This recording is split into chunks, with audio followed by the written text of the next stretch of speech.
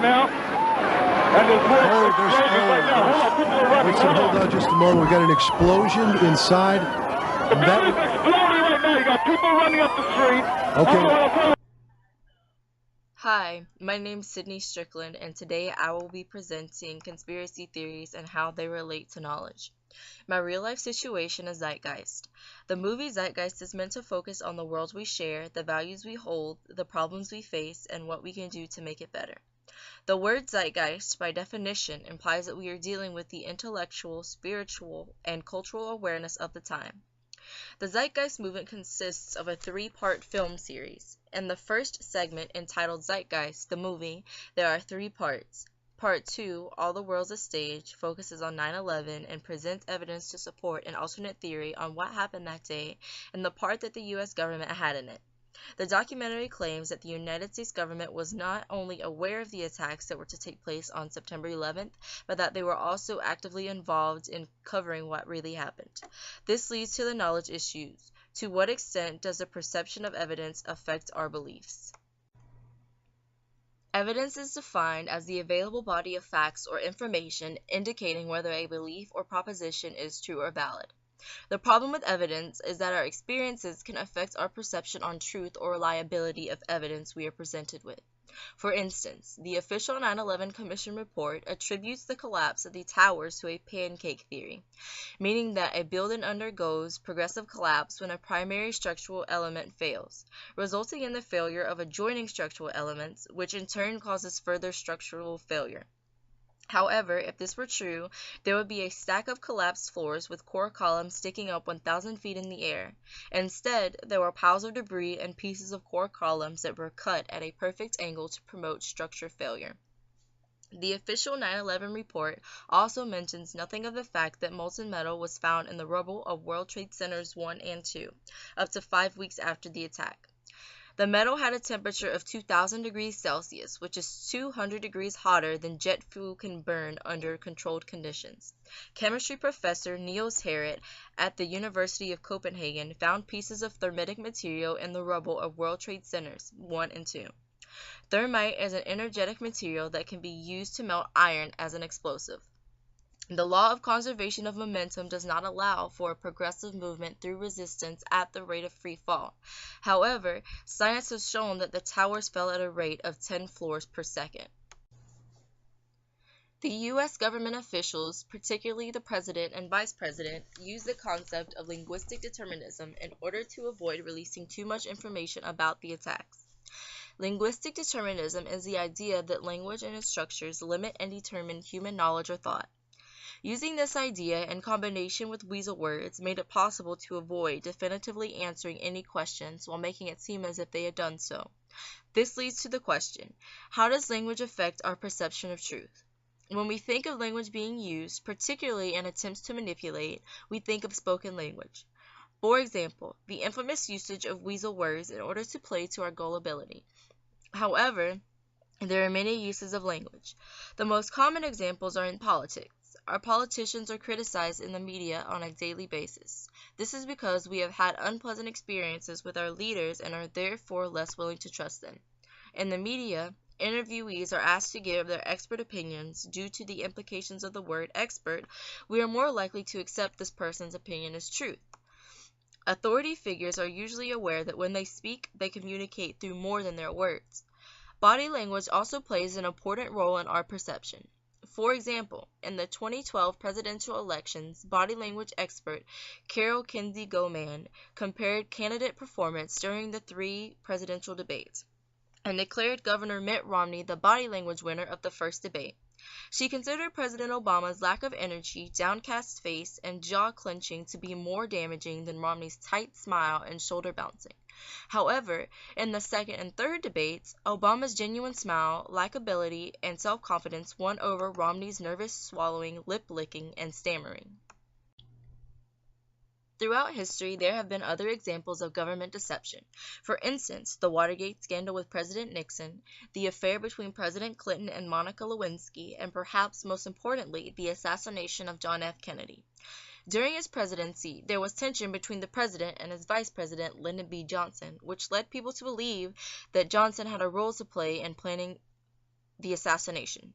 His mistress, Madeleine Brown, stated in several interviews that the night before and the day of President Kennedy's assassination, Johnson exclaimed with rage that after tomorrow, those G.D. Kennedys will never embarrass me again. That's no threat, that's a promise. His role in the assassinations are still questioned today. However, most people do not question the official report, which is that Lee Harvey Oswald is the man who killed President Kennedy. Much like the terrorist attacks of 9/11, people choose to believe the general consensus on what happened not due to undeniable evidence, but rather authority worship. Authority worship is accepting something as truth based on the person's authority. Egyptologist G. Massey once said, "They must find it difficult, those who have taken authority as truth, rather than truth as authority."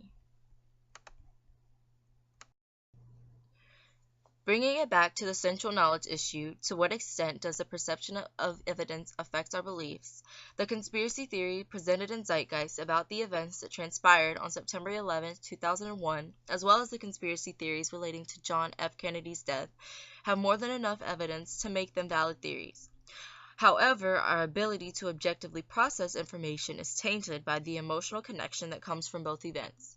We are raised to believe that we live in a country of freedom, superiority, and safety. Therefore, for many people, it is difficult to believe that there could be such an extreme level of corruption within the most sacred sector of our country. For some, the refusal to believe or deny a conspiracy theory may stem from certainty coherence, which is a coherence theory that bases the truth of a belief on the degree to which it coheres with all the other beliefs in a system of beliefs. Another issue is confirmation bias.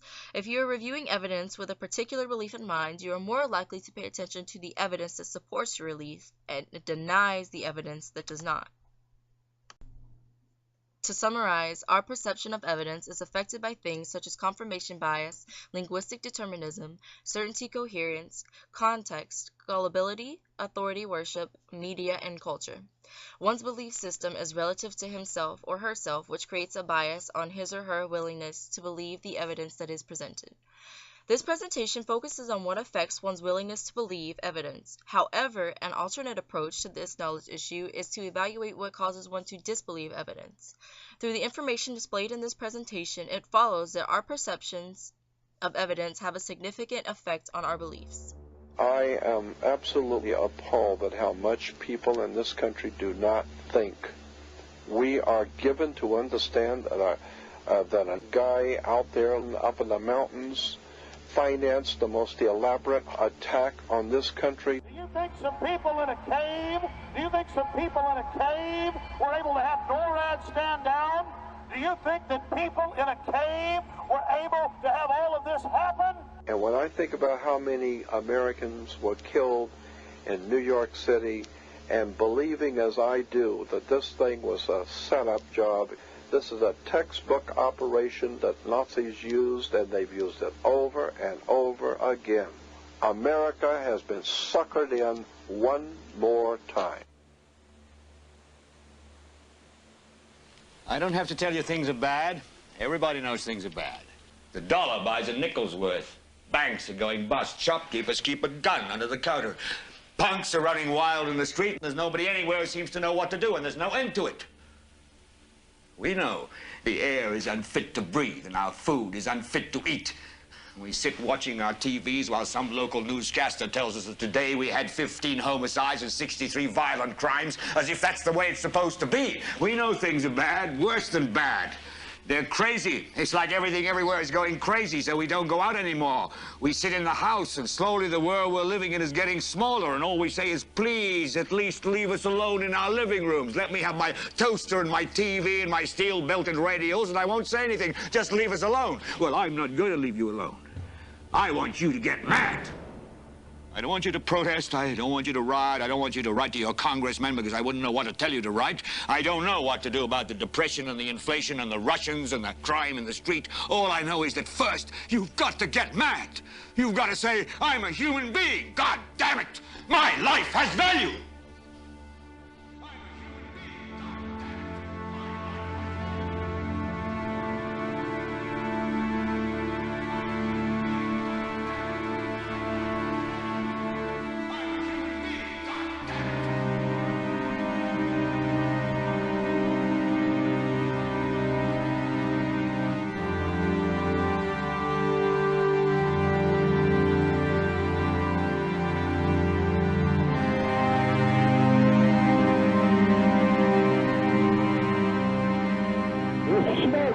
right there, 105, 2 power. It's really bad. It's black. It's iron. My wife thinks I'm all right. I called her and said I was leaving the building. I was fine, and I'm banged. It's 3 of us, 2 broken windows. Oh, God! Ah!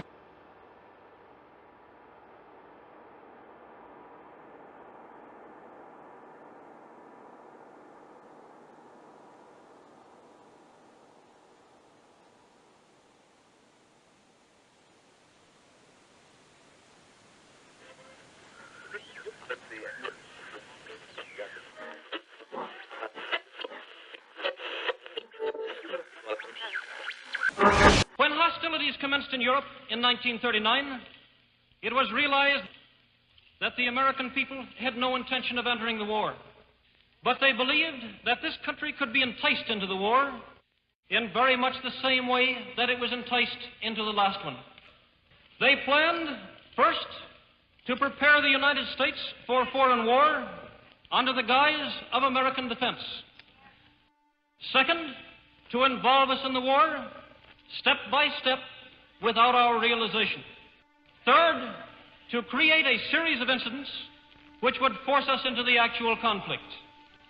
These plans were, of course, to be covered and assisted by the full power of their propaganda. Our theaters soon became filled with plays portraying the glory of war.